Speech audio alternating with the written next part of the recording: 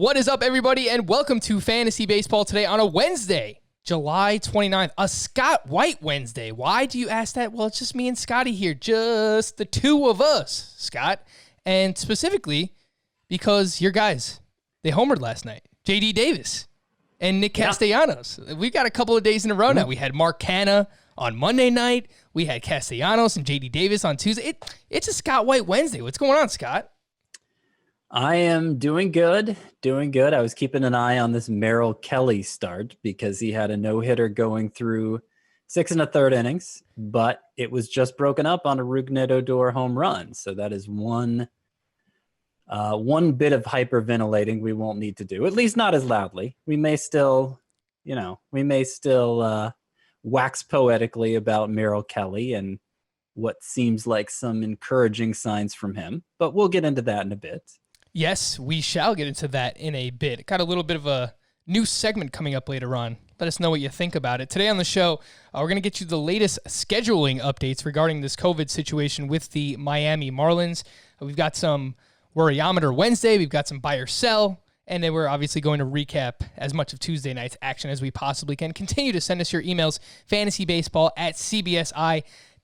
All right, Scott, let's just start off with, the latest. It seems like this is obviously an ongoing situation regarding the schedule for the Marlins and now other teams that are involved as well. 4 more Marlins players we found out earlier today have tested positive for COVID, and they are now up to 15. 15 of their 30-man active roster have tested positive. So in terms of the scheduling, the Marlins will not play again until Monday at the earliest. The Yankees and the Phillies were postponed again last night on Tuesday. The Yankees will travel to play the Orioles Wednesday and Thursday, which is good news for Gleyber Torres, obviously. The Phillies won't play again until Friday against the Blue Jays. The Nationals will not play their weekend series, which was scheduled to be against the Miami Marlins. Scott, does this mean anything from a fantasy perspective?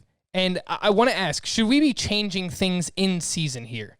If you play in a weekly lineup lock league, should you consider changing to a daily lineup lock? Because it seems like this is such a fluid situation and more things are going to continue to happen. It just seems like if you have players in your lineup that either test positive and you lose them, or another team, has an outbreak and we lose more games, it just seems like a very fluid situation. So how does this affect fantasy overall? Would you be looking to change anything?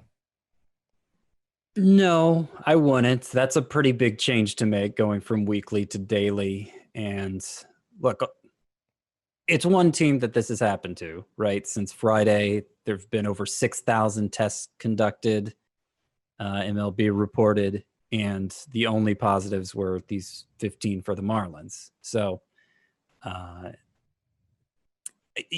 don't want to overstate the impact of it either. Obviously, losing a week of games that, like the Marlins appear to be doing, I mean, that's not good. We hope not to see that from another team.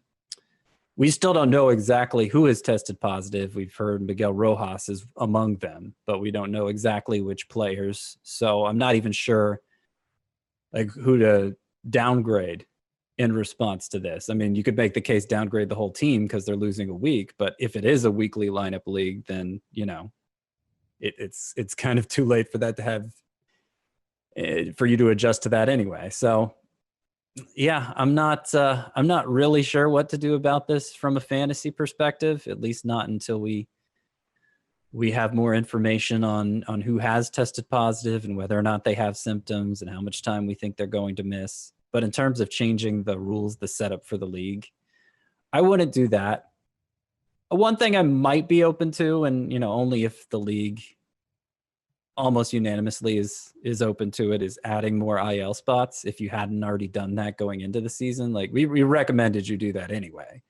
1 or 2 more than you normally have, I think is probably a wise idea. But it's not a must, obviously. And if the league isn't fully in favor of it, then it's probably best to just leave it be. Scott, speaking on the Marlins, I made a CBS Sports HQ hit on Tuesday afternoon. Make sure you watch CBS Sports HQ, by the way. And I said the only Marlins who I believe are must own right now, and it could change if, once we find out which players tested positive and whoever goes on the IL. I said Jonathan Villar, Brian Anderson, Brandon Kinsler, and maybe Sandy Alcantara. Would you agree with that? Yeah, those would be the top four.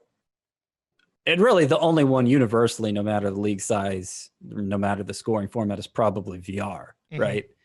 That's the only one who would be universally rostered.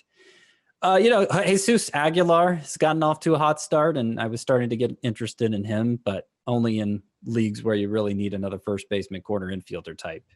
Beyond that, I don't have much interest in anybody. So, yeah, I mean, that doesn't make it any better necessarily. Obviously, we still don't want to see a team, a roster go through this, but it does make it so there's less of an adjustment that has to be made in terms of fantasy expectations.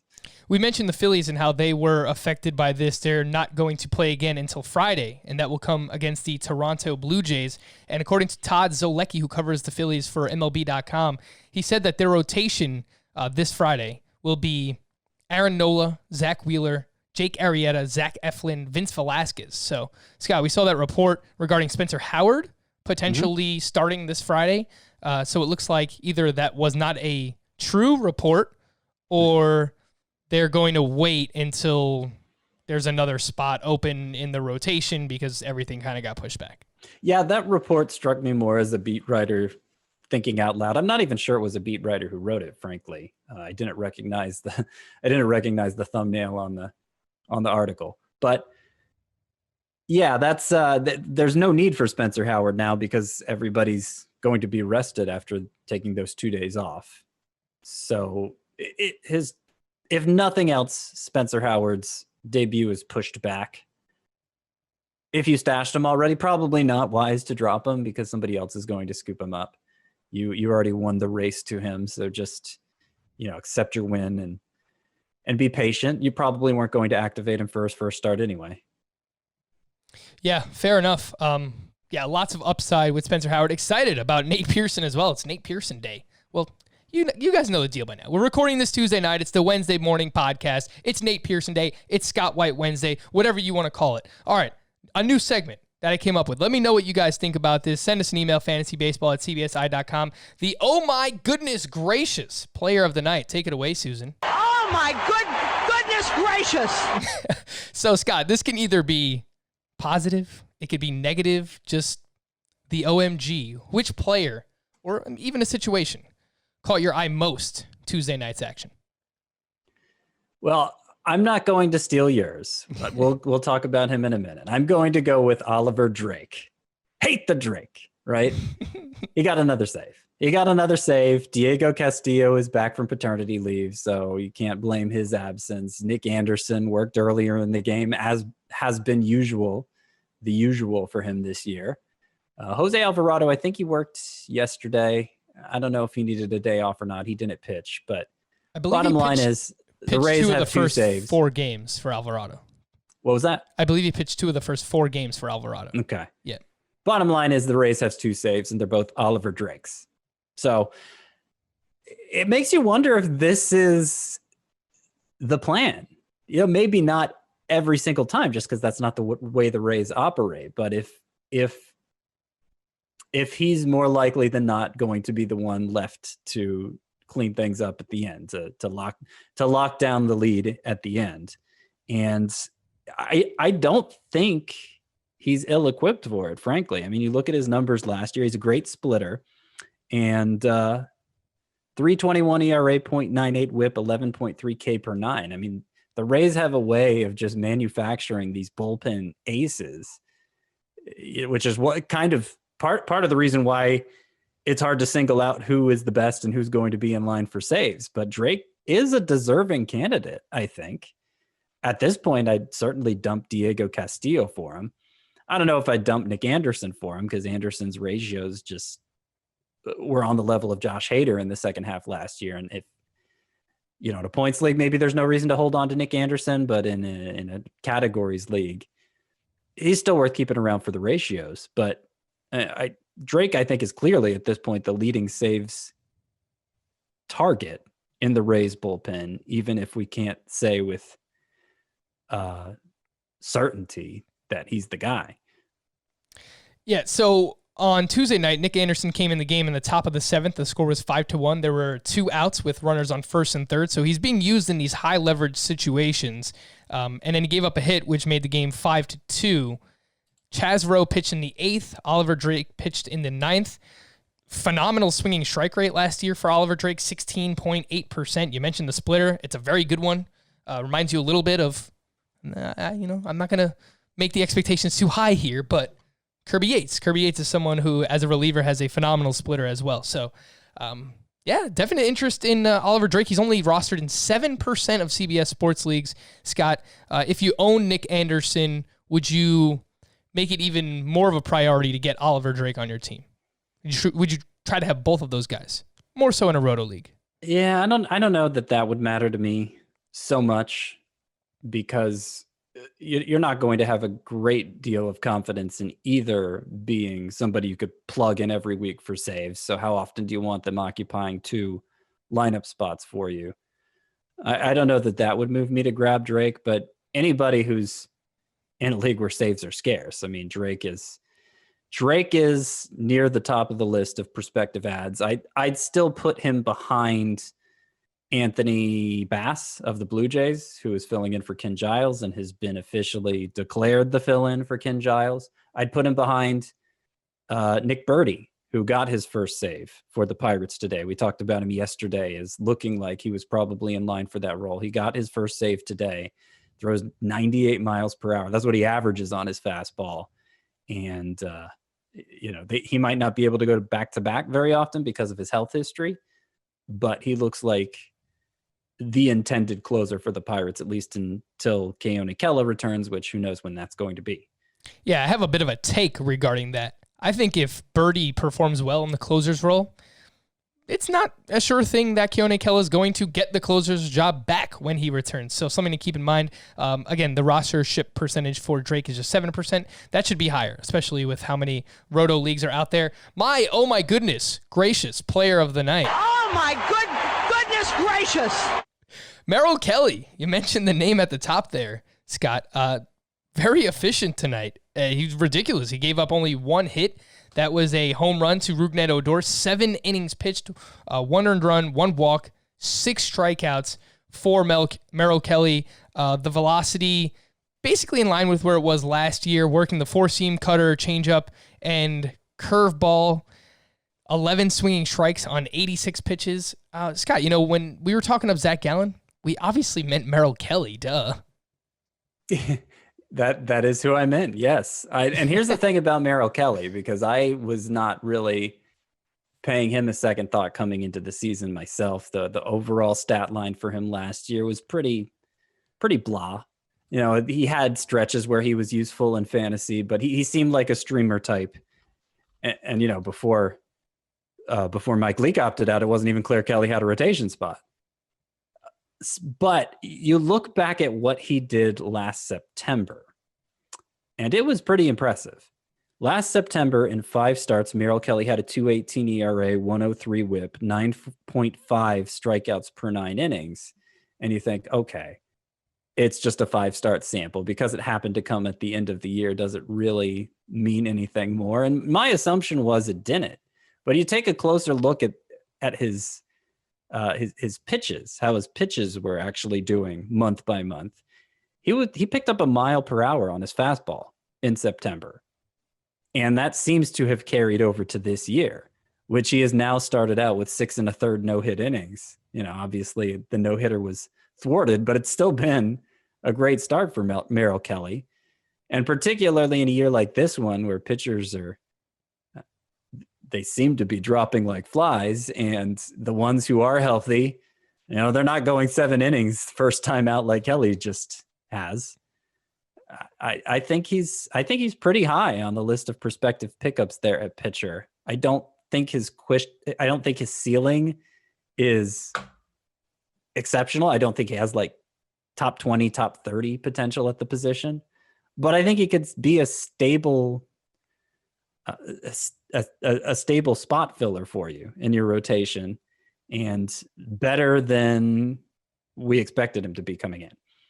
The most added starting pitchers on CBSSports.com right now: Adam Wainwright, Chris Bassett, Johnny Cueto, Alex Cobb, Kyle Wright, Vince Velasquez, Michael Wacha, Kyle Freeland, Jake Arrieta, Pablo Lopez. Those are the 10 most added starting pitchers. I would rather own Meryl Kelly than all of those guys. And I don't think that's a stretch to say. I think it's probably a pretty uninspiring group. Those are not the players we've been talking up, right?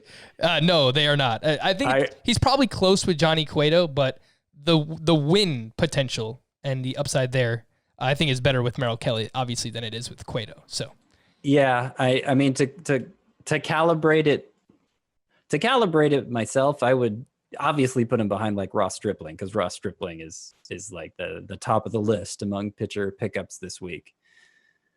And I'd put, without knowing exactly how he's affected by the Marlins COVID-19 stuff, I'd put Sandy Alcantara ahead of him for now, ahead of Meryl Kelly. I'd put Griffin Canning ahead of Kelly because I like the upside more. I'd put Corbin Burns. We've talked about him as a pickup. I'd put him ahead for upside reasons.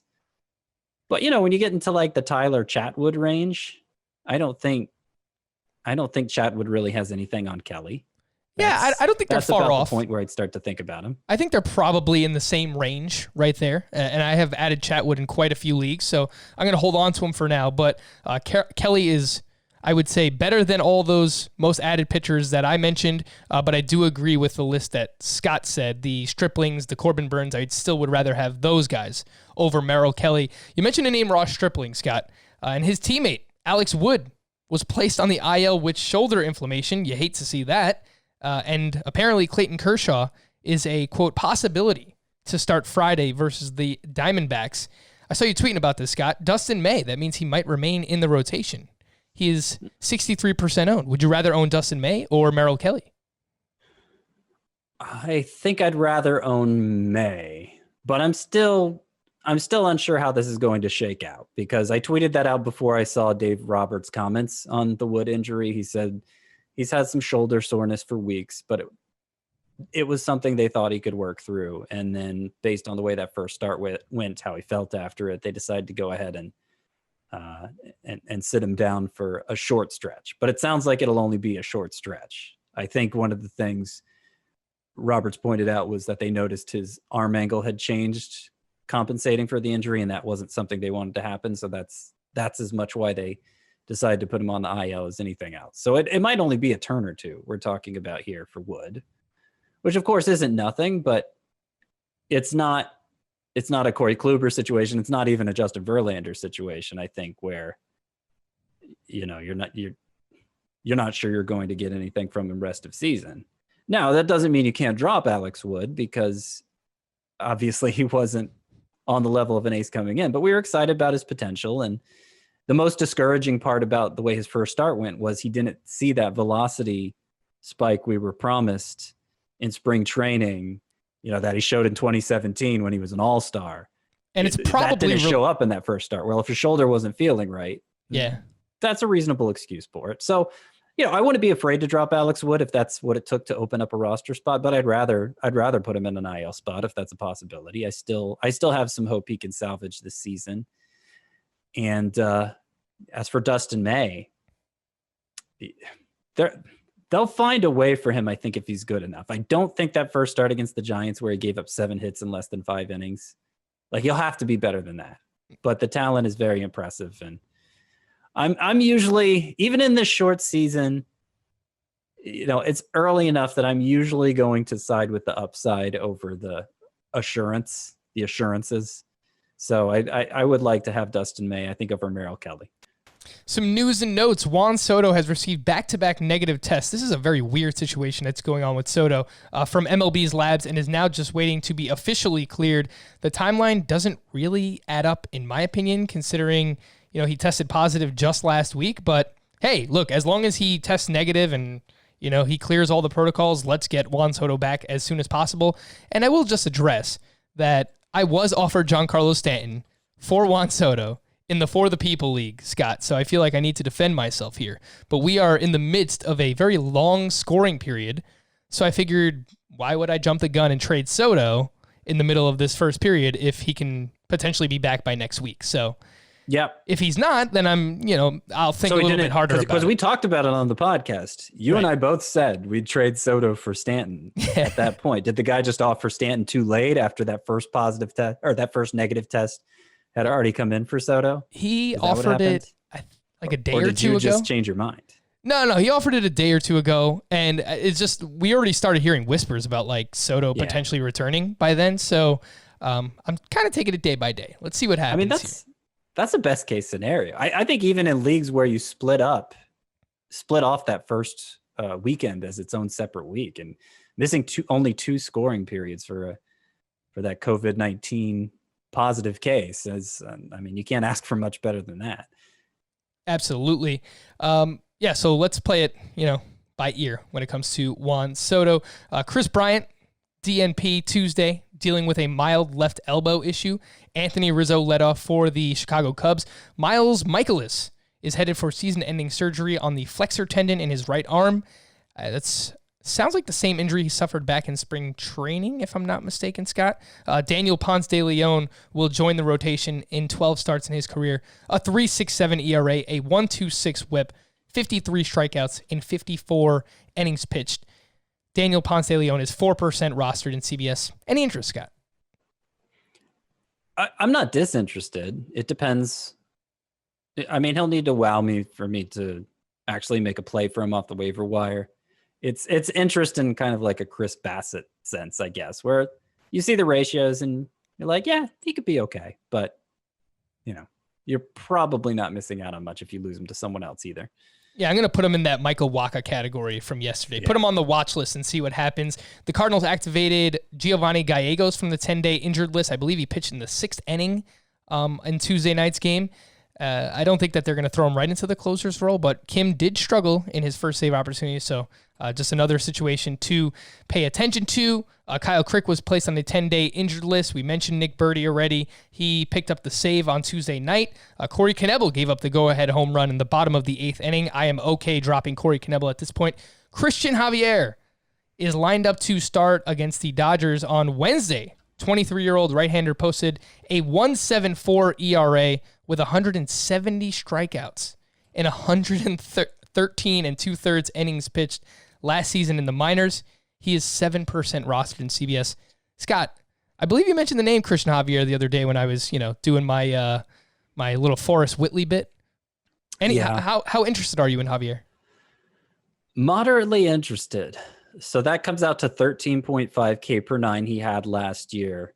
He did walk a lot of guys, 4.7 per 9, but still had a 0.97 whip because he just didn't give up any hits. He was unhittable, which is how you end up with that kind of ERA. He's an interesting prospect because he doesn't have like a traditional pitching prospect arsenal. It's basically just a fastball. I think he has an off-speed pitch of some kind, but it's basically just the fastball, but he varies the way he throws it, so it functions as multiple pitches. It actually kind of reminds me of Freddie Peralta, who also had great minor league numbers, but obviously that didn't work out so well for him in the majors. And maybe it won't for Javier either, but you got to at least have him on the scout team because those minor league numbers are you never see a pitcher put up better numbers than those. Yeah, and he's pitching against the Dodgers on Wednesday. So if he does anything remotely good against that lineup, then I think you might want to be a little bit aggressive with him. Astros GM James Click said Tuesday that Yordan Alvarez could soon advance to live batting practice. It doesn't sound like it's going to be next week, Scott. It could change. We'll see what happens over the weekend. But I would be surprised if it's not the week after that, where Yordan Alvarez is eligible to return. Something to pay attention to. Brewers starting pitcher Josh Lindblom left Tuesday night start with back cramps. Of the 11 outs he recorded, 5 were via the strikeout. He had 12 swinging strikes in 61 pitches that he threw. Some lineup notes. Anthony Rendon is making his Angels debut. currently, as we're recording this. He's batting third for the Angels. Tommy La Stella, Scott, something that you were wondering, is batting seventh, and he is playing against a left-handed pitcher. So good news there for your guy, Tommy La Stella. David Fletcher is in at shortstop because Andrelton Simmons is nursing a ankle injury. Eric Hosmer and Byron Buxton also returned for the Padres and the Twins, respectively. Ahmed Rosario has led off for 3 straight games, all against left-handed pitchers. Austin Riley got the night off. Johan Camargo replaced him. Aristides Aquino was in the lineup again Tuesday against a right-handed pitcher. He was batting seventh. Jose Peraza led off for the Red Sox against a left-handed pitcher. Andrew Benintendi, remember that guy? He was batting ninth against a lefty on Tuesday. So you hate to see that. Something else I know Scott hates to see is Garrett Hampson, who has started just 1 of 4 games, and that one start came against a left-handed pitcher. Scott, we have to start to have the conversation. Are you thinking about dropping Garrett Hampson where you own him? I think if you drafted Garrett Hampson as one of your primary speed sources in a 5x5 league, you just have to hold on to him and hold out hope that he finds his way into the lineup more often in the future, because there just aren't saves to be found on the waiver wire. Steals. It's just not something you could do. So I think you're kind of stuck with him for now. Obviously, you don't have to start him, but you'd hate to drop him and then he starts playing more often and someone else gets those steals instead of you. So that's where I am with him. It's encouraging. You know, he's basically platooned with Sam Hilliard in left field at this point, and Hilliard had done nothing until tonight. He has a home run and a double at Oakland, so not even at Coors Field. So that's good for Hilliard, who has some fantasy appeal in his own right. But of course, we'd rather see Hampson play and get those steals. So that's obviously a situation to monitor. The Tommy La Stella thing you brought up, yes, it's good that he was in the lineup against lefties. Andrelton Simmons was out now with the ankle injury. So David Fletcher was able to play shortstop. Still don't know exactly how that's going to shake out. But yeah, I'm encouraged every time Tommy La Stella is in the lineup. Some other lineup situations that may have gone unnoticed so far. JD Davis has started every game for the Mets, every game in left field at that. And he was batting cleanup against the left-handed pitcher. The last 2 days. Yep. Yeah, he had a pesky pole home run today. He just looks like the full-time left fielder, so that's good. Tommy Edmond has played every game, started every game at third base. He looks like just the full-time third baseman for the Cardinals. We had some questions about his playing time, but he had a big game today too. I think he doubled and homered. Yeah, I know he went 2 for 3. Definitely hit a home run. Yep. And for all the platooning the Giants are doing, Mike Yastrzemski doesn't seem to be a part of it. He has started every game for them. Yeah, and he typically, against right-handed pitching, bats near the top of the lineup. So it's not a great lineup, but it helps with getting some of that volume that we need for fantasy baseball. He has kind of that Max Muncy thing going on where he actually had last year better numbers against lefties than righties. Yastrzemski sat against lefties quite a bit last year, but he was better against them than righties. So I still think, not a loud start to the season for him, but I still think there's a lot of potential there, and certainly he's getting the opportunity. Torey Lovullo, how about letting Merrill Kelly come out for the 8th inning? So the final line for Kelly, he's out now. 7 2/3, 3 hits, 1 earned run, 1 walk, 7 strikeouts. Again, he's rostered in 60% of CBS leagues. Big game for Merrill Kelly there. Worryometer Wednesday, Scott. I want to start off with a few relief pitchers. Taylor Rogers has not pitched yet this season, and I'm worried about this the way that Chris was worried about Josh Hader yesterday before he got in that game for the Milwaukee Brewers. Sergio Romo came in for the save Tuesday night in a 6-3 game. There were 2 right-handed batters due up in the 9th inning.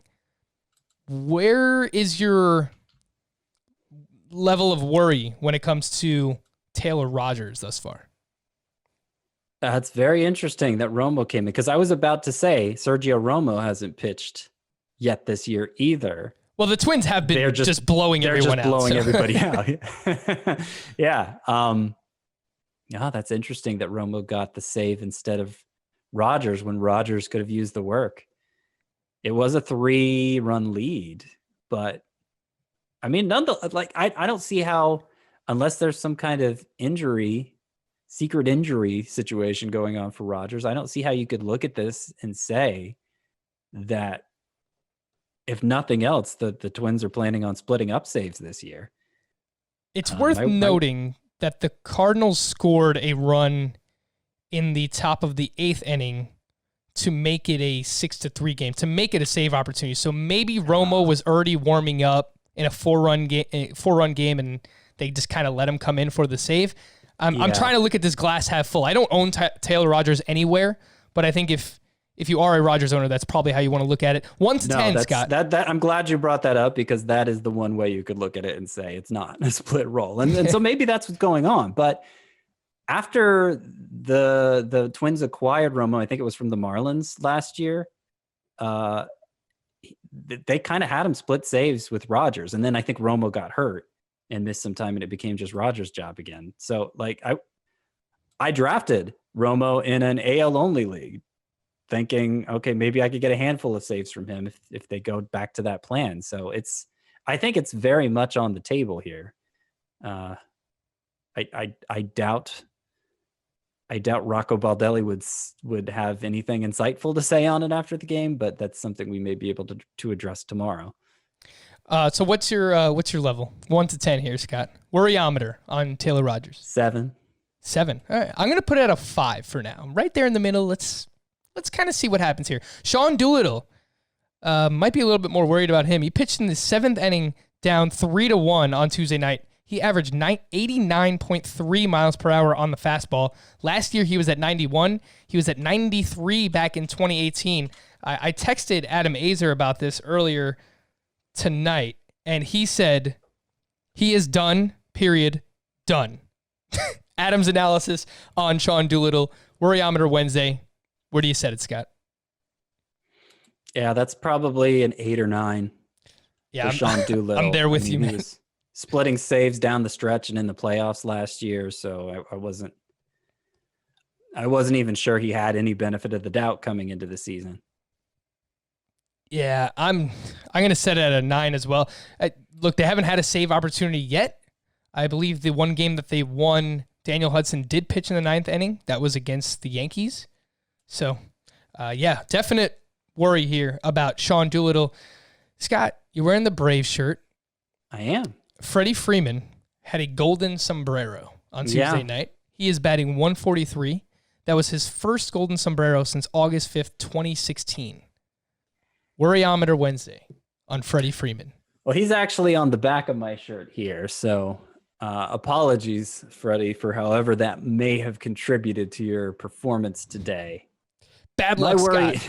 On the Worryometer, it's I'll put it as a 1. The only reason it's not a 0 is because, it sounded like he had the worst COVID case of anybody, and you just wonder if he's physically recovered from it all the way. But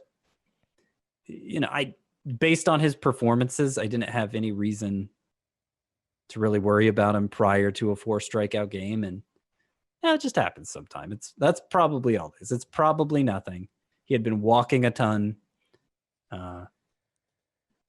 Certainly had a presence in the middle of that Braves lineup. I'm not worried about it. I'm not worried at all either. I'm going to set it at a 1 for Freddie Freeman. Christian Yelich, another first-round pick. I've just got to ask. He went 0 for 4 Tuesday with 2 more strikeouts. He now has 9 strikeouts on the season with 1 walk. And I will frame it this way, Scott. Maybe he is pressing a little bit because he doesn't have much protection in that lineup. The Brewers lineup is very bad. They lost Grandal in the offseason. They lost Mike Moustakas in the offseason. Like, they've it's a makeshift lineup. They signed Justin Smoke. They have, Ben Gamble plays here and there, Eric Sogard. Outside of Keston Hiura, Scott, I don't think that the Brewers lineup is very good. Are you worried at all about Christian Yelich? I'm not. It's a 0. And I'm not worried about Ronald Acuna either. I don't know if he's coming up next. I think between the two, they have a total of 4 hits. Acuna went 0 for 2 Tuesday night. He's batting 143.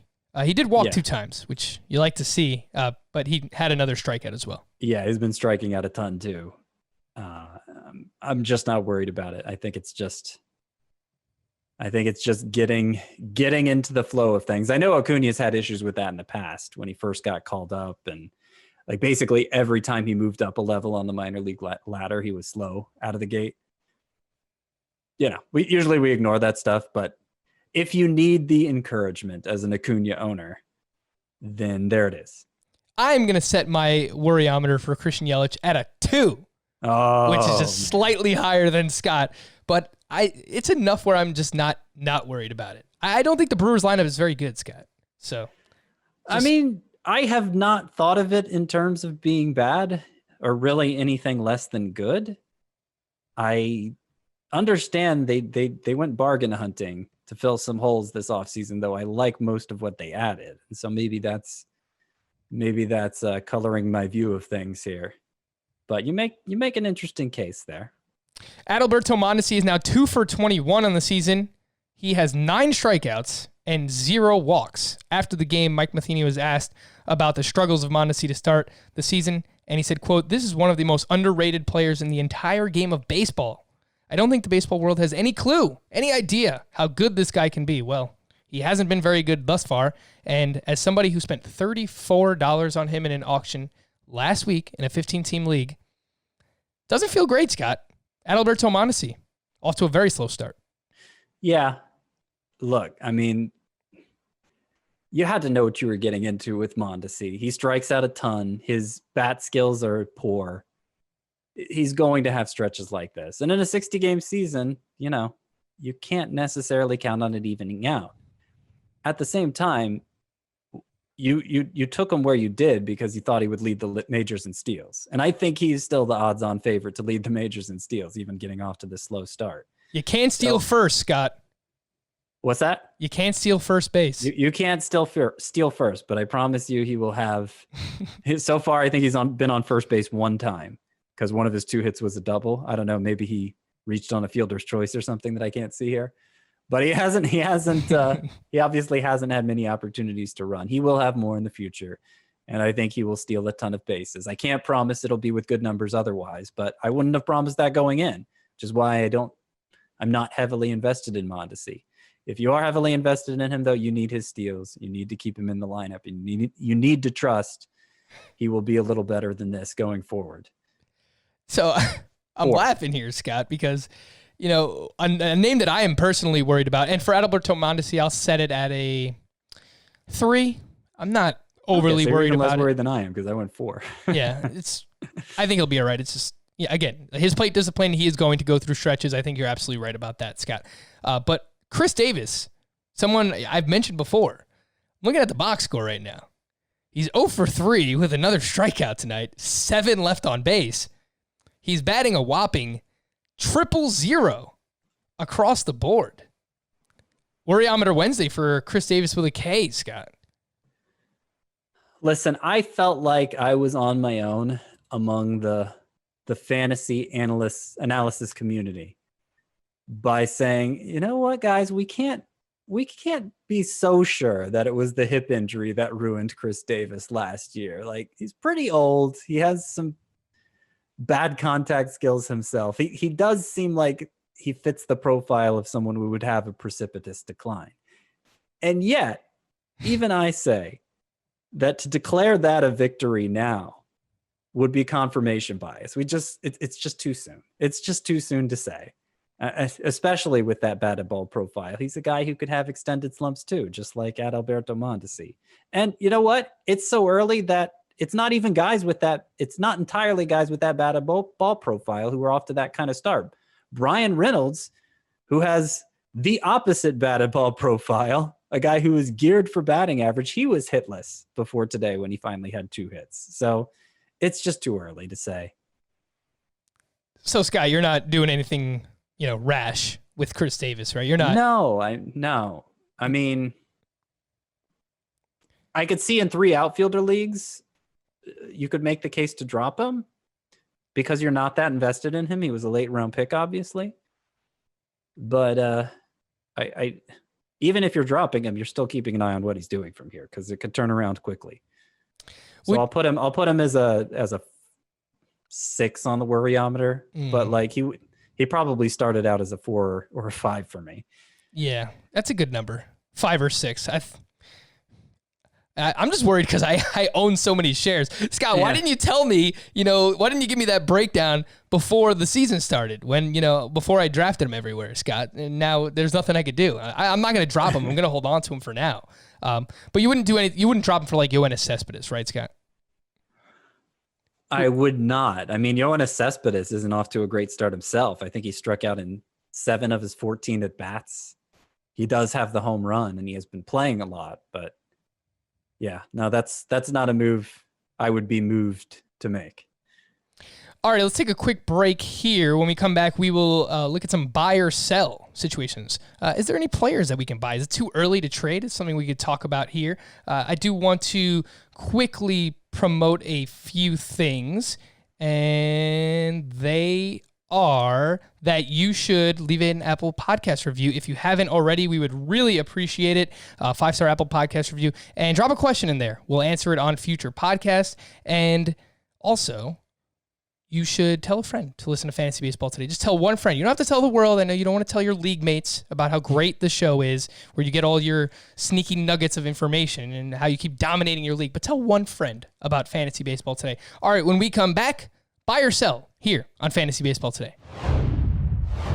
We're back here on Fantasy Baseball Today. Buy or sell. Scott, is it too early to trade in fantasy baseball? We're almost a week into the season here.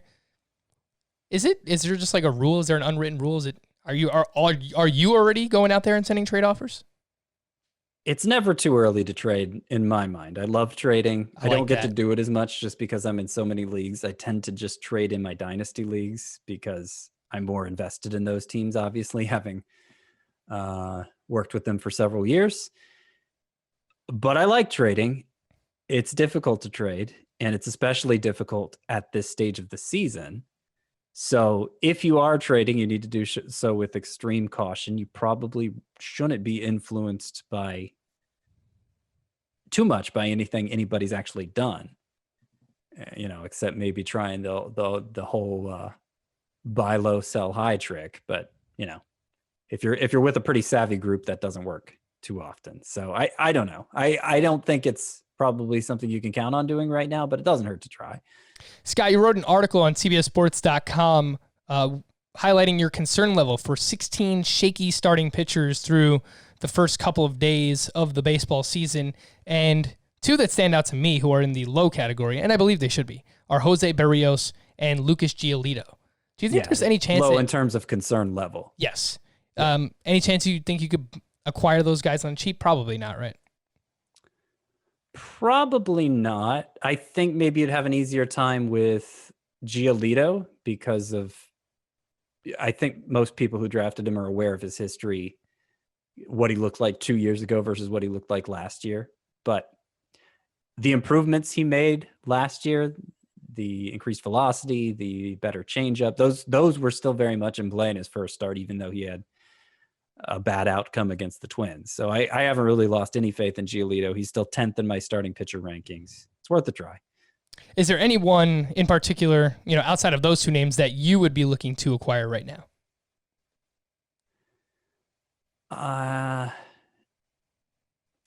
Outside of those 2 names, maybe Greinke, because there was a velocity decline there, and I just don't think it means much for him. His velocity really isn't his game anyway, and his kind of always shifts around. But I could see how somebody be worried about that. Like mainly starting pitchers is what I'm. There's hitters. If it's not clear already, it will be soon. They're just hitters out the wazoo, and you don't really have to worry about filling your hitter spots too much unless you play in an especially deep league. But any time I could get a potential difference maker at starting pitcher, that's something I'm looking to do. All right, Scott. Some buy or sell situations. We'll start with this. We mentioned Giolito got blown up his first start against the Minnesota Twins. Buy or sell, you cannot start your starting pitchers against the Minnesota Twins this season. I sell it. Obviously, you approach it with caution. The fringy guys, maybe you shy away from it, but I'm still starting the studs against them. I understand Giolito had a bad start. Carlos Martinez, I don't think his problem today was just that he was facing the Twins. Like he had his concern level would at least be medium if I was including him in that column of 16 pitchers, because his velocity was down 3 or 4 miles per hour from when we last saw him as a starter, much less last year out of the bullpen. And for all of the guys who we've seen struggle with velocity first time through, you have to wonder how much of that is just the hurried ramp up. But the Cardinals seemed confident he was ready after seeing him throw when he reported late, remember, because they were on the fence for a while about whether they would put him in the rotation, and they seemed to think he was fine. I don't know what to make of it at this point. This is kind of uncharted territory, the way pitchers built up for this season. So I don't want to react too rashly. I don't want to drop Carlos Martinez based on this start. But if he goes out next time and is still throwing more like 92 than 96 and gets knocked around again in a 9-week season, I think you really got to think about dropping him.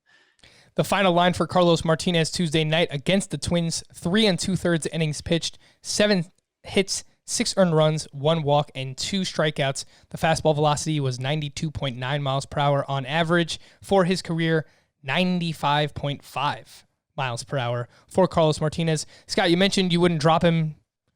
Just for everyone else out there, you wouldn't do it for Meryl Kelly either, who had the big game tonight. No. I would for Ross Stripling. That's kind of the exception. Ross Stripling is the name you can't. That's the golden boy. The permanent exception. And you know what? If Rich Hill is still out there in your league, I'm still buying into that. I'm still tooting the horn for Rich Hill.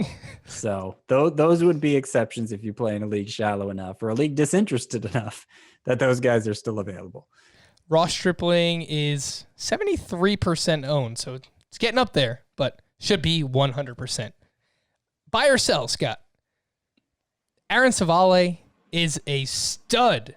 Aaron Cevalle on Tuesday against the White Sox, 6 innings pitched, 7 hits, 2 earned runs, 1 walk, 9 strikeouts, 16 swinging strikes. He threw 5 different pitches at least 10 times. His next start comes against the Minnesota Twins. Buy or sell? He's a stud, Scott. Well, I wouldn't be starting him against the Twins. I can tell you that much. He was the talk of Twitter among the fantasy baseball community Tuesday night. So it's, we probably should have gotten to him earlier in the show than this, but he is 87% owned on CBS Sports Leagues. I would guess it's a lot lower on other sites. I'm kind of surprised it's that high on ours. Maybe he had a favorable projection that made him show up higher in the draft room or something. I don't know. Maybe it was my ranking, Scott. Maybe it was. Maybe it was. I know he had a lot of backers. I didn't quite see it for him. He didn't show good bat missing skills last year. He didn't show a good ground ball rate, any of the things I would normally look for in a pitcher in 2020. But he got the swinging strikes today, 16 on 100 pitches, 9 strikeouts in his 6 innings of work. And really what people were focusing on Twitter was the pitch selection for him. He led with his cutter instead of his 4-seam fastball, which is not a bad idea when your fastball isn't very good. It's and I think what was his breaking ball? Was it the curveball that was responsible for most of his whiffs? I will pull that up for you while you're basically talking, today's hitters are really good at hitting fastballs. So a lot of the breakouts we've seen come out of nowhere the past few years, I think of like Patrick Corbin and Matthew Boyd, they came from a pitcher de-emphasizing his fastball. And maybe Cevalle follows suit there and ends up having the breakout that others saw coming and I didn't. I don't know if this is how they were expecting it to happen or not. I don't know, Frank. Is this how you were expecting it to happen? Of course, this is how I was expecting. No, honestly, I didn't think he was going to be a big swing and miss pitcher. I thought that he was going to be more like a Mike Soroka. That was who I comped him to in my breakouts column. And I thought that he would get a lot of ground balls. I thought he would have a really good command and he would not walk a lot. But he did get a lot of ground balls last year. Yeah, it's something that he did back in the minors. Okay. But yeah, he didn't get a lot of ground balls last year. But you asked about the breaking pitch, and he used the curveball. He threw the curveball 22 of his 99 pitches. He had 6 swinging strikes on those 22 curveballs. Yeah, that's good. That's good. And obviously, it goes without saying, one start with 16 swinging strikes it's just one start. It's still just one start. We don't know that this is the new Aaron Cevalle, but because there was an altered pitch selection there, and because others who I respect thought highly of Cevalle going into it, I think it's noteworthy. I think it has me moving him up my rankings quite a bit. And if he was available in any of my leagues, I'd be picking him up cautiously because I still really don't know what to expect from him. Adam Plutko, who started the second game of the doubleheader for the Indians, he had 17 swinging strikes, and I'm just not making anything of that at all. Yes. So it just happens sometimes that pitchers get a lot of swinging strikes. Yeah, it's worth noting the White Sox are without Eloy Jimenez right now, so they don't have their A lineup out there. It's Nicky Delmonico's playing Adam Engel, so it's worth mentioning. Cevalle, the last thing that I will say, his final start in summer camp, he also had a lot of swinging strikes. I remember talking about that, so this might just be who he is. It's definitely a situation to monitor. I don't know if you ever answered the question, Scott. It was buy or sell, he's a stud. I'm going to lower the threshold a little bit. Buy or sell, Cevalle is a top 40 starting pitcher moving forward. I have him in my top 50 when I moved him up in my rankings. And I did my first thorough rankings overhaul tonight, putting together a trade chart. So I made a lot of changes. That was one of the biggest. Cevalle is now in my top 50, but not quite in my top 40. Alec Mills, buy or sell, is a waiver wire target. Scott, Alec Mills on Tuesday against the Cincinnati Reds, 6 innings pitched, 2 earned runs, 3 strikeouts. His curveball is 67 miles per hour, which is just awesome. He threw 4 different pitches at least 16 times in this start. Only 7 swinging strikes on 77 pitches. Buy or sell, he's a waiver wire target, Scott. I'm going to sell it for now. I'll keep an eye on him. It was a good first start. And last year in a split role between rotation and bullpen, I like the swinging strike rate. I like the ground ball rate. I think maybe there is some potential there. He didn't really show those kinds of skills in this start, even though it was a good start. So I don't think it's a situation where you have to fend off others for him just yet, but I'll keep an eye on Alec Mills. I'm going to throw him. We'll come up with a name for it. I'll come up with a name with the bucket. That is the Michael Wacha bucket, right? Like the scout team bucket. I'll throw him in that bucket for now, along with Christian Javier, Michael Wacha, and Zach Godley, who we talked about yesterday. Back from the dead. What's dead may never die. Walker Buehler is just fine, Scott. Buy or sell, 3 2/3 innings pitched, 3 hits, 2 earned runs, 1 walk, 3 strikeouts against the Houston Astros in his first start. 56 pitches. I would imagine his next start, he probably works up to like 70, 75. I think that's fair to say. Yeah, I buy that he's fine, but I was hopeful. Like one of the Dodgers reporters tweeted out before the game that the Dodgers were willing to let him go 5 innings, 75 pitches in this start. He went only 3 2/3 in 56 pitches. So that means, he's probably a start behind where he could have been if he had gone the maximum that the Dodgers let him go. So, it's still, we're still 1 start down, probably 1 more to go where he's limited. And then maybe he'll be back in full force. But I think the stuff looked fine in this start, even though the final line wasn't great. Scott, of these 3 hitters that are all owned in 35% of CBS sports leagues or less, which one are you most likely to pick up? Which one are you buying? Tyler O'Neill, Nico Horner, or Bradley Zimmer? Zimmer is someone that I know you like, and he homered in the first game of the doubleheader against the White Sox. But Tyler O'Neill has also looked pretty good. He has started each game for the St. Louis Cardinals. And he's homered twice. O'Neill has. It's Zimmer. I think it's Zimmer. Horner does look like the Cubs' primary second baseman, and that's noteworthy. I'm interested in him in deeper leagues.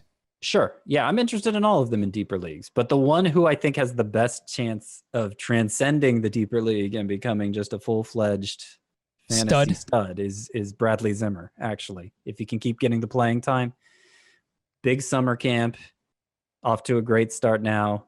Homered and doubled today, or Tuesday night, I should say. And at one point in time was an elite prospect on the level of, I think he was kind of up there with like George Springer in the outfielder prospect rankings. He was pretty up there. So yeah, I think he has a chance of catching a lot of people by surprise this year. Some bullpen notes to hit on from Tuesday. Brad Hand allowed a run, but did pick up his second save. In the first game of the doubleheader with the White Sox, James Karinchak struck out the side in the seventh. He's just absolutely filthy. Joe Jimenez, the first closer with 3 saves this season, just like we all predicted. We mentioned the Rays situation. Oliver Drake picked up the save. Sean Doolittle, velocity was down. And then, of course, Taylor Rogers has not pitched yet this season, and Sergio Romo picked up the save for the Twins. Scott, is there anything else you wanted to highlight from Tuesday night? Bradley Zimmer came a couple years after Springer. Just wanted to clarify that. Austin Voth, some people were kind of excited about him as a sleeper, and I had him among my streamer pitchers for week 2 because he was making 2 starts. He was okay in 5 innings today, but only 2 strikeouts. I think only 2 swinging strikes. That was more in line with his minor league track record than what we saw down the stretch last year when he got a taste of the majors. And I really don't think there's anything too exciting about him. Greg Holland. He pitched a scoreless inning. It was the 7th inning. It was not the 9th inning. Trevor Rosenthal did follow him up in the 8th inning, and there was no 9th inning for the Royals in a loss. Ian Kennedy did not work at all in that game. But the bottom line is, it seems like that situation is very much up in the air. Mike Matheny has apparently joined the nerds and is going by committee late in games for the Royals. So I wasted a lot of fab dollars on Greg Holland. Me too. I don't know, maybe not. I'm not going to drop him right away because I'm invested in him now, and it's still possible. I think he emerges as the guy, but he's not the guy yet. So we'd definitely rather have Anthony Bass or Nick Birdie or Oliver Drake at this point than Greg Holland. Anything else? Will Myers off to a really good start. 2nd home run today. He's been walking a lot. Did you mention him already? No, but I'm happy you did because he's someone I really did like coming into the season. Yeah. We kind of, I think we know who he is based on his track record, but it's still nice to see him get off to a good start. Isaiah Kiner-Falefa was back after missing a little bit of time with an injury, and still excited about him as a bargain catcher who may wind up putting up top 5, top 6 numbers at the position just because he plays so much. FantasyBaseball@cbsi.com. Your emails will answer a few of these here to end the show. Scott, this one's from Jake. I currently compete in a very competitive Roto Dynasty League with 15 other teams. So a 16-team Roto Dynasty League. I was offered Tyler Glasnow, Andrew Vaughn, and Gary Sanchez for my Mookie bets. I am currently in last place. What do you think about that, Scott? Glasnow, Vaughn, Sanchez for bets. It's really hard to answer this without knowing kind of the economy of your league. I understand 15 teams, it's fairly deep, but I just, in terms of minor league keepers there with Andrew Vaughn, are you keeping him on equal terms with major leaguers? Is he kind of a discounted keeper because he's a minor leaguer? Like, that makes a big difference.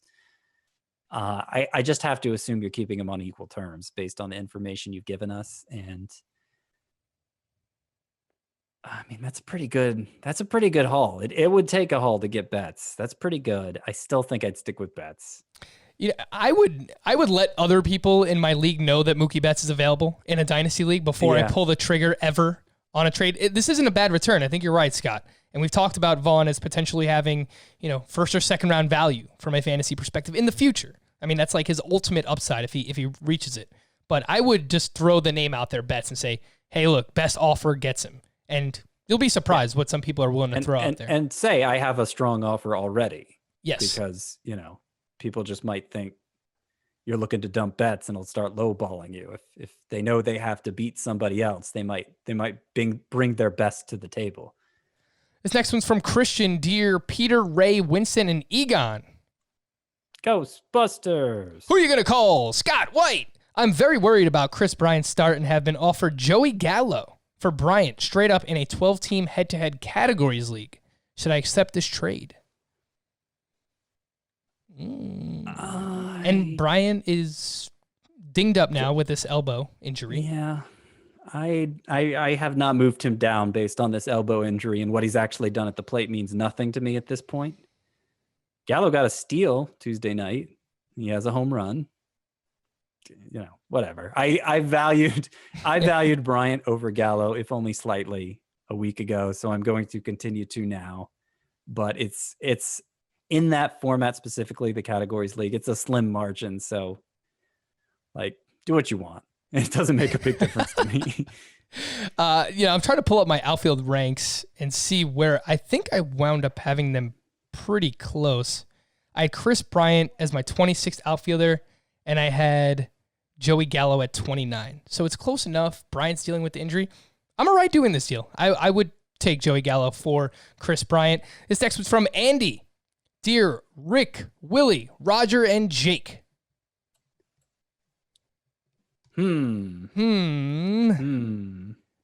These are...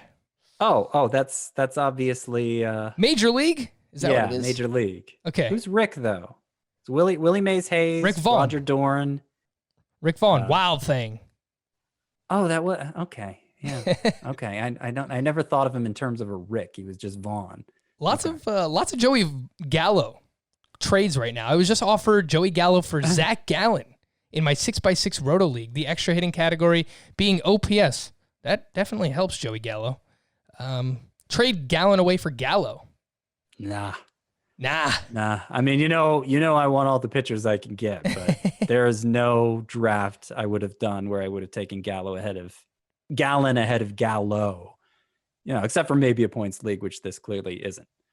We didn't get to Gallen over the weekend. A couple people tweeted at us. Sorry, guys. I mean, there's a lot to get to over the weekend. But his first start, 4 innings, 5 walks, 6 strikeouts. Just general takeaways from Zach Gallen's first start?